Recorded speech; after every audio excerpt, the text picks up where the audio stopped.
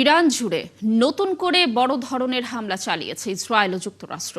এতে মারা গেছে অন্তত ৬ জন।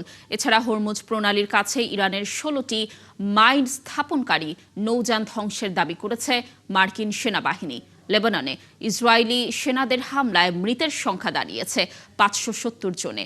অন্যদিকে ইসরায়েলের বিভিন্ন শহর ও মধ্যপ্রাচ্যে আরেক দফা ক্ষেপণাস্ত্র হামলা চালানোর দাবি করেছে ইরানের সশস্ত্র বাহিনী। বিস্তারিত মনিরুজ্জামান বাবুর প্রতিবেদনে। হরমুজ প্রণালীর মতো গুরুত্বপূর্ণ জলপথে মাইন বসালে ইরানকে নজিরবিহীন পরিণতির মুখোমুখি হতে হবে, এমন হুঁশিয়ারি দেওয়ার কিছু সময় পরই যুক্তরাষ্ট্রের প্রেসিডেন্ট ডোনাল্ড ট্রাম্প দাবি করেছেন মার্কিন বাহিনী ইরানের ১৬টি মাইন স্থাপনকারী নৌযান ধ্বংস করেছে। একই সঙ্গে ট্রাম্প সতর্ক করে বলেছেন, ইরান যদি প্রণালীতে কোনো মাইন পেতে থাকে তবে সেগুলো অবিলম্বে সরিয়ে ফেলতে হবে। বর্তমানে হামলার ঝুঁকি খুব বেশি হওয়ায় হরমুজ প্রণালী দিয়ে চলাচলকারী কোনো জাহাজকে সামরিক নিরাপত্তা দেওয়া সম্ভব নয় বলে জানিয়েছে মার্কিন নৌবাহিনী। এদিকে তেহরানের একটি আবাসিক এলাকায় নতুন করে বিমান হামলা চালানো হয়েছে। বুধবার ভোরে এই হামলা চালানো হয়, এতে অনেক মানুষ হতাহত হয়েছেন। এছাড়া লেবাননেও হামলা অব্যাহত রেখেছে ইসরায়েলি বাহিনী। লেবাননের দক্ষিণাঞ্চলীয় শহর জৌয়ায় ইসরায়েলি হামলায় শহরটির মেয়র ফাউজি ফাওয়াজ ও একজন কাউন্সিল সদস্য নিহত হয়েছেন। পাল্টা হামলায় ইসরায়েলের বিভিন্ন শহর এবং মধ্যপ্রাচ্যে মার্কিন সামরিক স্থাপনা লক্ষ্য করে ৩৭ দফা হামলা চালানোর দাবি করেছে ইরানের Islamic revolutionary guard corps IRGC। এক বিবৃতিতে IRGC জানায়, ইরাকের ইরবিলে অবস্থিত মার্কিন ঘাঁটি এবং বাহরাইনের মানামায় অবস্থিত মার্কিন নৌবাহিনীর সদর দপ্তরেও ইসলামী প্রজাতন্ত্রের সশস্ত্র বাহিনী ব্যাপক হামলা চালিয়েছে। অন্যদিকে ইরানের ইস্পাহানে চালানো হামলায় রাশিয়ার কনসুলেট ক্ষতিগ্রস্ত হয়েছে। রুশ পররাষ্ট্র মন্ত্রণালয় এই ঘটনাকে আন্তর্জাতিক আইনের লঙ্ঘন হিসেবে বর্ণনা করেছেন। এদিকে ইরানের পররাষ্ট্রমন্ত্রী আব্বাস আরাকচির কাছে গভীর উদ্বেগ প্রকাশ করেছেন জাতিসংঘ মহাসচিব অ্যান্তনিও গুতেরেস। মহাসচিবের কার্যালয় থেকে দেওয়া এক বিবৃতিতে বলা হয়, দুই নেতা বর্তমান সামরিক উত্তেজনা নিয়ে আলোচনা করেছেন। মনিরুজ্জামান বাবু, ৭১। ইরানের নতুন সর্বোচ্চ নেতা মুজতবা খামেনি যুক্তরাষ্ট্র ইসরায়েলের হামলায় আহত হয়েছেন। বুধবার নাম প্রকাশ না করে ইসরায়েলি ও ইরানি কয়েক কর্মকর্তার বরাত দিয়ে এই দাবি করেছে মার্কিন সংবাদপত্র দ্য নিউ ইয়র্ক টাইমস। প্রতিবেদনে উল্লেখ করা হয়, যুদ্ধের একদম শুরুর দিকে চালানো হামলায় মুজতবা খামেনি পায়ে আঘাত পান। তবে বর্তমানে তিনি কোথায় এবং কী অবস্থায় চিকিৎসাধীন রয়েছেন সে বিষয়ে সুনির্দিষ্ট কোনো তথ্য নেই। দায়িত্ব গ্রহণের পরও এখনও জনসম্মুখে না আসার জন্য এটি অন্যতম কারণ হতে পারে বলে বিশ্লেষকরা মনে করছেন। আয়াতুল্লাহ আলী খামেনি যুদ্ধের প্রথম দিনই ইসরায়েল ও যুক্তরাষ্ট্রের হামলায় নিহত হওয়ার পরই মুজতবাকে নতুন নেতা হিসেবে ঘোষণা করা হয়। ৫৬ বছর বয়সী মুজতবা খামেনি তার পিতা আলী খামেনির উত্তরসূরি হিসেবে গত রোববার দায়িত্ব গ্রহণ করেন। যুক্তরাষ্ট্রের সাথে যুদ্ধবিরতির যে কোনো প্রস্তাব প্রত্যাখ্যান করা হবে বলে জানিয়েছেন ইরান পার্লামেন্টের স্পিকার মোহাম্মদ বাঘের গালিবাফ। মঙ্গলবার তার এক্স অ্যাকাউন্টে একটি পোস্টে কথা জানান তিনি। গালিবা জানান, ইরান যুদ্ধবিরতি চাইছে না, আক্রমণকারীদের প্রতিহত করতে যথাযথ শিক্ষা দিতে হবে যাতে তারা আগামীতে কখনো ইরানে আগ্রাসনের কথা না ভাবে।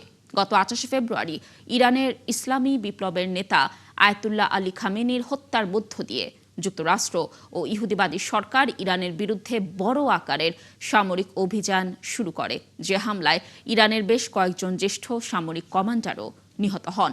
জবাবে প্রতিশোধমূলক অভিযান শুরু করে ইরানও। ইরানে ডোনাল্ড ট্রাম্প সেনা মোতায়েন করতে পারেন এমন আশঙ্কা করছেন মার্কিন আইন প্রণেতাদের একাংশ।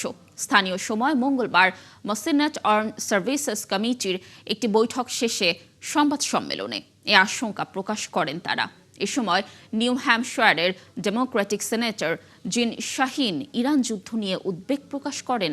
তিনি বলেন, রাশিয়া, চীন, ইরান ও উত্তর কোরিয়ার এক হয়ে কাজ করছে, যা যুক্তরাষ্ট্রের নিরাপত্তাকে ঝুঁকির মুখে ফেলেছে। এদিকে ট্রাম্পও ইরানে মার্কিন স্থল সেনা পাঠানোর কথা উড়িয়ে দেননি। কংগ্রেসের উভয় কক্ষেই সংখ্যাগরিষ্ঠতা থাকায় ইরানের বিরুদ্ধে ট্রাম্পের কৌশলকে সমর্থন করেছেন অধিকাংশ আইন প্রণেতা। হরমুজ প্রণালী বন্ধ হয়ে গেলে বিশ্বজুড়ে খাদ্যের দাম ও জীবনযাত্রার ব্যয় আরও বেড়ে যেতে পারে এবং এর সবচেয়ে বেশি প্রভাব এশিয়া মহাদেশে পড়বে বলে শঙ্কা প্রকাশ করেছে জাতিসংঘের বাণিজ্য ও উন্নয়ন বিষয়ক সংস্থা UNCTAD মঙ্গলবার প্রকাশিত এক নতুন প্রতিবেদনে সংস্থাটি বলেছে প্রণালীটি বন্ধ হলে এর প্রভাব সবচেয়ে বেশি এশিয়াতে পড়বে, কারণ এই জলপথ দিয়ে পরিবাহিত পণ্যের প্রায় 84% এশিয়ার দেশগুলোতে যায়। প্রতিবেদন অনুযায়ী বিশ্বের মোট অপরিশোধিত তেলের 38% হরমুজ প্রণালী দিয়ে পরিবাহিত হয়। পাশাপাশি বিশ্বের 29% তরলীকৃত পেট্রোলিয়াম গ্যাস LPG ও 19% তরলীকৃত প্রাকৃতিক গ্যাস LNG এই জলপথ দিয়েই যায়। ইরানে যুদ্ধের দ্বিতীয় সপ্তাহ চলছে। মার্কিন ও ইসরায়েলি হামলায় নিহত হয়েছেন দেশটির সর্বোচ্চ নেতা আয়াতুল্লাহ আলী খামেনি।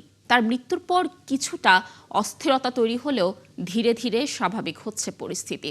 খুলেছে ব্যাংক সহ আর্থিক প্রতিষ্ঠান, চালু হচ্ছে অফিস আদালতের কার্যক্রম। ইরানিরা বলছেন যুদ্ধের বাস্তবতার সঙ্গে মানিয়ে নিয়ে আবারও স্বাভাবিক জীবনে ফিরতে চাইছেন তারা। একই সঙ্গে এই যুদ্ধে ইরান বিজয়ী হবে বলেও আশা করছেন দেশটির মানুষ। দর্শক, বিস্তারিত শারমিন স্বপ্নার প্রতিবেদনে। যুদ্ধ চললেও জীবন থেমে নেই ইরানে।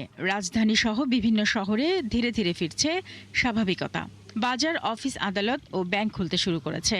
ইরানিরা বলছেন যুদ্ধে জিততে হলে ভয় ও অনিশ্চয়তাকে পাশ কাটিয়ে স্বাভাবিক জীবনযাপন চালিয়ে যেতে হবে। যুদ্ধের শুরুর দিকে দেশজুড়ে ইন্টারনেট সংযোগ সীমিত থাকলেও এখন জাতীয় পর্যায়ে তা ধীরে ধীরে চালু করা হয়েছে। খবরাখবর ও যোগাযোগের জন্য ইরানের নিজস্ব অ্যাপ ও নেটওয়ার্ক ব্যবহারের সুযোগ দেওয়া হয়েছে। আগে থেকেই ইমো, হোয়াটসঅ্যাপ, ইউটিউব, ফেসবুক নিষিদ্ধ থাকলেও অনেকেই VPN এর মাধ্যমে ব্যবহার করতেন। তবে যুদ্ধ শুরুর পর এসব অ্যাপ পুরোপুরি বন্ধ করে দেওয়া হয়েছে। মার্কিন ও ইসরায়েলি হামলায় নিহত হন ইরানের সর্বোচ্চ নেতা আলী খামেনি। এরপর দেশটির বিশেষজ্ঞ পরিষদ নতুন সর্বোচ্চ নেতা হিসেবে নির্বাচিত করে তার ছেলে মোজতবা খামেনিকে। ইতিমধ্যে ইরানের সশস্ত্র বাহিনী, বিপ্লবী গার্ড বাহিনী এবং বিভিন্ন রাজনৈতিক ও নিরাপত্তা প্রতিষ্ঠানের শীর্ষ কর্মকর্তারা নতুন নেতার প্রতি সমর্থন ও আনুগত্যের অঙ্গীকার করেছেন। এদিকে ইরানের সশস্ত্র বাহিনী জানিয়েছে পশ্চিম এশিয়ায় যুক্তরাষ্ট্র ও ইসরায়েলের অবস্থানগুলোর উপর চলমান হামলার পরিসর ও গভীরতা আরও বাড়ানো হবে। ইরানে হামলার পর থেকেই পশ্চিম এশিয়া জুড়ে মার্কিন ঘাঁটি, সেনাদের বিভিন্ন স্থাপনা এবং ইসরায়েলের লক্ষ্যবস্তুতে একটানা পাল্টা হামলা চালিয়ে যাচ্ছে ইরান। শারমিন স্বপ্না, ৭১। ইরানের নারী ফুটবল দলের আরও 2 সদস্যকে মানবিক ভিসা দিয়েছে অস্ট্রেলিয়া। এর আগে দলের 5 খেলোয়াড়কে আশ্রয় দেওয়া হয়েছিল। সাম্প্রতিক একটি ম্যাচে জাতীয় সঙ্গীত না গাওয়ার পর ইরানে ফিরে গেলে তাদের নিরাপত্তা ঝুঁকিতে পড়তে পারে, এই আশঙ্কা থেকে তাদের আশ্রয় দেওয়া হয়। অস্ট্রেলিয়ার স্বরাষ্ট্রমন্ত্রী টনি বার্গ বুধবার সাংবাদিকদের জানান, দলটি মঙ্গলবার গভীর রাতে অস্ট্রেলিয়া ছাড়ার আগে এই দুজন আশ্রয়ের আবেদন করেন। অস্ট্রেলিয়ান ব্রডকাস্টিং কর্পোরেশন জানিয়েছে এই ভিসাগুলোর মেয়াদ 12 মাস এবং এগুলো ইউক্রেন, ফিলিস্তিন ও আফগানিস্তানের আবেদনকারীদের দেওয়া ভিসার মতোই। এদিকে ইরানের অ্যাটর্নি জেনারেলের কার্যালয় জানায় দলের বাকি সদস্যদের শান্তি ও আস্থার সঙ্গে দেশে ফেরার আমন্ত্রণ জানানো হয়েছে। ইরান, ইসরায়েল ও যুক্তরাষ্ট্রের মধ্যকার সংঘাতের মধ্যে তুরস্ক সীমান্তে ভিড় করছেন বহু মানুষ। যুদ্ধের ভয়াবহতা থেকে বাঁচতে তেহরান সহ বিভিন্ন শহর ছাড়ছেন তারা। অধিকাংশের গন্তব্য তুরস্কের ভান প্রদেশ। তবে অনেকে আবার এই সীমান্ত দিয়ে নিজ দেশেও ফিরছেন পরিবারের স্বজনদের আশায়। অরিসুল ইসলামের প্রতিবেদন। পূর্ব তুরস্কের দুর্গম পাহাড়ি পথ, হাড় কাঁপানো শীত আর তুষারপাতের মাঝেও এখন মানুষের ভিড়।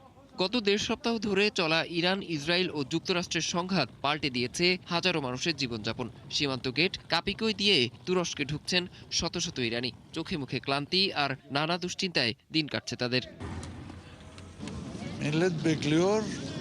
তেহরানে বোমা পড়ছিল। আমার পরিবার নিয়ে আমি সেখান থেকে পালিয়ে এসেছি। জাপানে আমার কাজ ছিল, কিন্তু এখন আমি অসহায়। আমার সন্তানদের জন্য সাহায্য দরকার। ইন্টারনেট ব্ল্যাকআউট আর বিমান চলাচল বন্ধ থাকায় ট্রেন বা বাসে দিনের পর দিন পথ চলে ক্লান্ত এই মানুষগুলো। তবে যাতায়াত কেবল একদিকেই নয়, কেউ পালাচ্ছেন প্রাণের ভয়ে, আবার কেউ ইরানেই ছুটছেন প্রিয়জনের কথা ভেবে। আমি জানি পরিস্থিতি বিপজ্জনক, কিন্তু পরিবার বিপদে থাকলে আমি দূরে শান্তিতে থাকি কিভাবে? অন্তত আমরা একসাথে মরতে তো পারবো। to get it. Like, তবে সীমান্তে আসা অনেকের কণ্ঠে উঠে এলো অন্য এক বাস্তবতার কথা। কারো মতে সাধারণ মানুষ যুদ্ধের চেয়েও নিজ দেশের রাজনৈতিক পরিবর্তনের অপেক্ষার প্রহর গুনছেন। মানুষ কেবল যুদ্ধ থামার অপেক্ষা করছে না, বরং তারা ব্যবস্থার সম্পূর্ণ পরিবর্তন চায়। তারা চায় সরকার সম্পূর্ণরূপে পরিবর্তিত হোক। মানুষ রাস্তায় নামতে ভয় পায়। তারা যুক্তরাষ্ট্রকে ভয় পায় না, তারা তাদের নিজেদের সরকারকে ভয় পায়। এদিকে কর্মহীন হয়ে পড়া বিদেশি শ্রমিকরাও ছাড়ছেন ইরান। অনেকেই এখন অনিশ্চয়তার মুখে নিজ দেশে ফেরার পথ খুঁজছেন। শিশুদের চোখে আগামীর স্বপ্ন। সব মিলিয়ে কাপিকোয়ে সীমান্তে এখন মিলেমিশে একাকার বিচ্ছেদ, বেদনা আর বেঁচে থাকার লড়াই। অরিসুল ইসলাম, ৭১। সুইজারল্যান্ডের ফ্রিবার্গ ক্যান্টনে একটি যাত্রীবাহী বাসে ভয়াবহ অগ্নিকাণ্ডের ঘটনা ঘটেছে। এই দুর্ঘটনায় কমপক্ষে ৬ জন যাত্রী নিহত হয়েছেন। স্থানীয় পুলিশ জানিয়েছে রাজধানী বার্ন থেকে মাত্র ২০ কিলোমিটার দূরে একটি রাস্তায় বাসটিতে হঠাৎ আগুন ধরে যায়। এই ঘটনায় আহতদের নিকটস্থ হাসপাতালে ভর্তি করা হয়েছে। ফ্রিবার্গ পুলিশ এই ঘটনায় একটি ফৌজদারি তদন্ত শুরু করেছে। পুলিশের এক মুখপাত্র বলেছেন, প্রাথমিক আলামত দেখে তাদের মনে হচ্ছে বাসের ভেতরে থাকা কোনো ব্যক্তি ইচ্ছাকৃতভাবে এই অগ্নিকাণ্ড ঘটিয়েছেন। ঘটনার সময় অন্য কোনো যানবাহনের সঙ্গে বাসের সংঘর্ষ হয়নি বলেও জানানো হয়েছে। সুইস প্রেসিডেন্ট গাই পারমেলিন এই ঘটনায় গভীর শোক প্রকাশ করেছেন। দর্শক, এই ছিল এখনকার আয়োজনে। বিশ্বের আরও নতুন কিছু খবর ও বিশ্লেষণ নিয়ে আগামীকাল সকাল ৯:৩০ আবারও হাজির হবে বিশ্বচোখ। চোখ রাখুন ৭১-এর ফেসবুক পেজে এবং সাবস্ক্রাইব করুন ৭১-এর ইউটিউব চ্যানেল। ৭১-এর সাথেই থাকুন।